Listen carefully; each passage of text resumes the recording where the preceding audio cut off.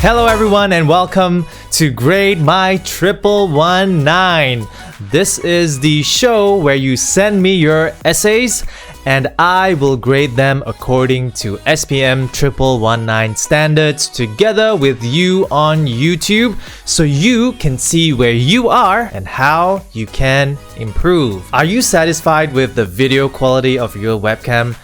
Are you giving your clients, your students, the best impression? Don't you want to look professional? If it's a yes, I hear, you'll want to check out the M200 camera sponsored by Canon that I'm using right now. All I have to do is download the webcam software, plug it in, and I am just good to go. So do check it out and let me know what you think. Today we have an essay from SMK Seafield, and this is the topic of the essay. As a head prefect of your school, you are asked to write an article on cyberbullying. In this age of information, we are all hooked up to the internet and technology. The internet has opened up endless possibilities, as well as new dangers in society, such as the spread of false information, the leakage of confidential information, and online scamming. Yep. Another serious issue that arose is a new way of bullying, namely cyberbullying. Cyberbullying occurs through the use of electronic gadgets, which are laptops, cell phones, and tablets. It can also be carried out through social media sites like Facebook, Instagram, and Twitter. We cannot refute the fact that there are many critical problems connected to cyberbullying. Alright, this is a decent first paragraph. I like what I see. Let's carry on. Cyberbullying occurs for a number of reasons. Often, cyberbullies are... So you gotta fix the space after punctuations here. Often, cyberbullies are driven by a need to exert superiority nice. On others, so as to relieve their stress and tension. They have pent-up frustrations, nice, and are unable to relieve them, thus forcing them to unleash their bottled-up anger on the internet. On the other hand, negative peer influence also results in the increase of cases of cyberbullying by leaps and bounds due to the immaturity of younger generations. This problem is further aggravated by the anonymity of the internet. People can use pseudonyms, good words, can use pseudonyms without exposing their true identity, and they have very low chances of being caught for their ruthless acts. I like this paragraph here. You're using a lot of very good vocabulary, which is rare and very context specific as well. It's a good sign. You could be well on your way to getting an A. This form of bullying has become a great threat among all internet and technological device users globally. This is in light of the fact that cyberbullies may spread rumors, lies, and even embarrassing information and images about someone, painting their victims in a bad light. Consequently, the victims will be ashamed or humiliated by the vile information, posted, which is being spread very quickly to the public and ruin their image extremely. This ruins their image extremely. It's not appropriate here. I would suggest horribly, irreversibly. The dirt that they put about you online can never be fully deleted. Furthermore, victims may also receive hurtful insults as well as menacing messages in order to put them in fear and intimidation. In view of this, the above predicaments are actually a result of the ability of the cyberbullies to perform mean and unkind actions without being identified, as their identities are masked. Very consistent with your vocabulary, which is a very good sign. Cyberbullying victims will experience many harmful effects due to these inhumane crimes. Regardless of the age of victims, they might suffer from mental trauma. The psychological impact on the victims will make them feel depressed and have suicidal thoughts. Other examples include behaving in an isolated manner and staying away from friends and families, hence choosing to confine themselves in their rooms as a preference. Victims who may be teenagers may also experience a lack of focus in class. They have suffered from the pain inflicted. Oh, wonderful. Oh man, reading this essay is like eating ice cream. I'm loving it. Making them display no interest in their studies and resulting in the decline of their grades in school examinations. Parents, school, and community have to work hand in hand to curb cyberbullying. Work hand in hand. Nice.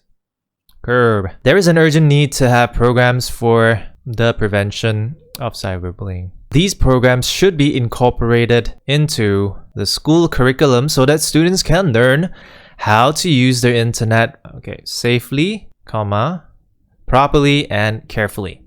For instance, students must protect their personal information and passwords in order to prevent themselves from being a target of cyberbullies. Parents who will be monitoring their children should send them for counseling sessions immediately if they notice a change in their behavior or state of mental health. Lastly, prompt action by the government, such as campaigns, can be held to raise awareness among adults and children on the dangers of cyberbullying. In a nutshell, cases of cyberbullying are becoming rampant nowadays. Oh, this is nice. And thus, cyberbullying is definitely a severe problem in this era of globalization and should be combated for the advantage of all people. I have a problem with the use of advantage here. Benefit might be a better word. Advantage is like, it's a word that has connotations of comparison. So it's like, okay, advantage above what other people. All right, so benefit is more in general. Yeah, my baby is agreeing with me. This kind of bullying should not be taken lightly, as the consequences are multifaceted and could even affect the country's overall development in the long run. It is of paramount importance that the government should adopt and enforce laws to protect cyber-stalking victims of all ages to create a safe and unharmed society. Cyber-stalking? I thought this was cyberbullying. You're talking about two different things, cyber-stalking and cyberbullying. So stay on point. Create a safe and unharmed society. Unharmed. I don't know, man. How do you create a society that's unharmed? Because laws don't really like fully prevent you from being harmed.